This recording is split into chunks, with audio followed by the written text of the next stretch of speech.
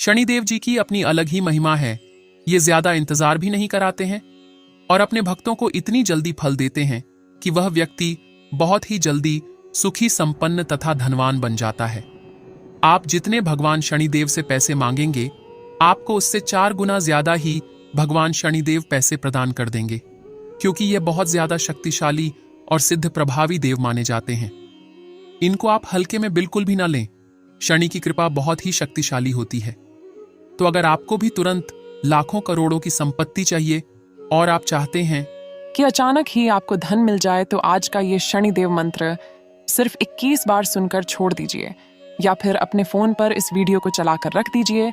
इस मंत्र की आवाज से ही वह चमत्कार उत्पन्न होगा जो आपकी गरीबी को जड़ से खत्म करके आपको धन, दौलत, सुख, समृद्धि की प्राप्ति करवाएगा। तो चलिए शुरू करते हैं।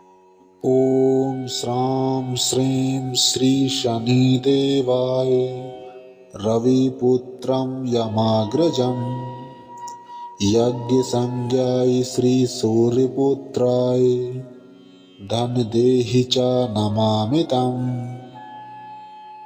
ओम श्रां श्रीं श्री शनिदेवाय रविपुत्रं यमाग्रजं यज्ञसंज्ञाय श्री सूर्यपुत्राय धनदेहि च नमामि तम्। ओम श्रां श्रीं श्री शनिदेवाय रविपुत्रं यमाग्रजं यज्ञसंज्ञाय श्री सूर्यपुत्राय धनदेहि च नमामि तम्। ओम श्रां श्रीं श्री शनिदेवाय रविपुत्रं यमाग्रजं यज्ञसंज्ञाय श्री सूर्यपुत्राय धनदेहि च नमामि तम्। ओम श्रां श्रीं श्री शनिदेवाय रविपुत्रं यमाग्रजं यज्ञसंज्ञाय श्री सूर्यपुत्राय धनदेहि च नमामि तम्। ओम श्रां श्रीं श्री शनिदेवाय रविपुत्रं यमाग्रजं यज्ञसंज्ञाय श्री सूर्यपुत्राय धनदेहि च नमामि तम्।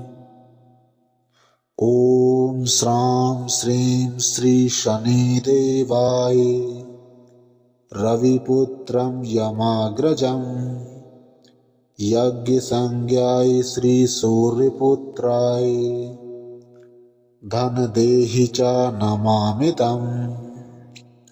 ओम श्रां श्रीं श्री शनिदेवाय रविपुत्रं यमाग्रजं यज्ञसंज्ञाय श्री सूर्यपुत्राय धनदेहि च नमामि तम्। ओम श्रां श्रीं श्री शनिदेवाय रविपुत्रं यमाग्रजं यज्ञसंज्ञाय श्री सूर्यपुत्राय धनदेहि च नमामि तम्। ओम श्रां श्रीं श्री शनिदेवाय रविपुत्रं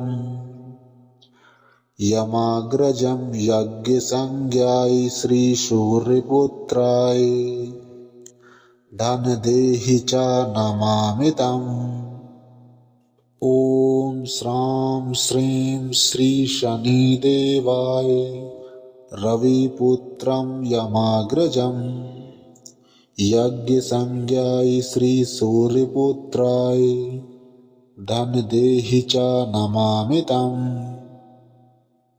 ओम श्रां श्रीं श्री शनिदेवाय रविपुत्रं यमाग्रजं यज्ञसंज्ञाय श्री सूर्यपुत्राय धनदेहि च नमामि तम्। ओम श्रां श्रीं श्री शनिदेवाय रविपुत्रं यमाग्रजं यज्ञसंज्ञाय श्रीसूर्यपुत्राय धनदेहि च नमामि तम्। ॐ श्रां श्रीं श्री शनिदेवाय रविपुत्रं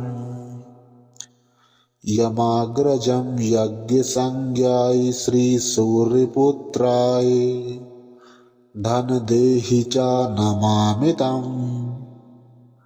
ॐ श्रां श्रीं श्री शनिदेवाय रविपुत्रं यमाग्रजं यज्ञसंज्ञाय श्रीसूर्यपुत्राय धनदेहि च नमामि तम्।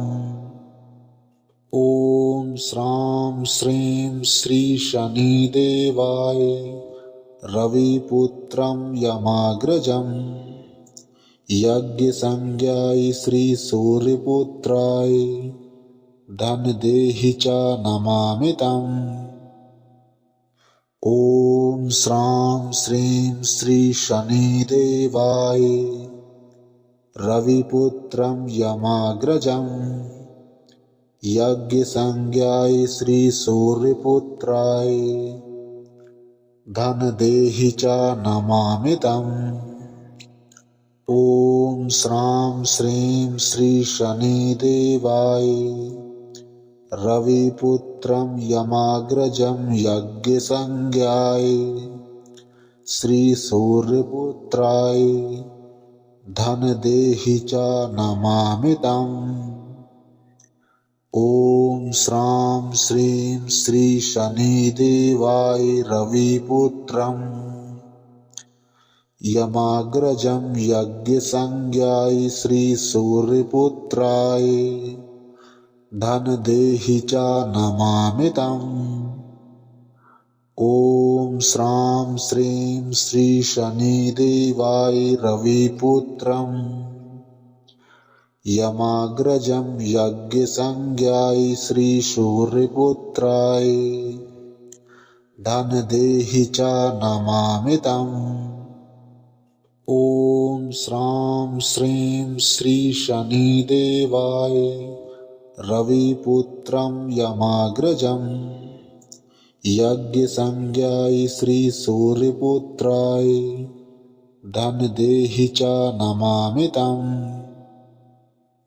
ॐ श्रां श्रीं श्री शनिदेवाय रविपुत्रं यमाग्रजं यज्ञसंज्ञाय श्रीसूर्यपुत्राय धनदेहि च नमामि तम्। ॐ श्रां श्रीं श्री शनिदेवाय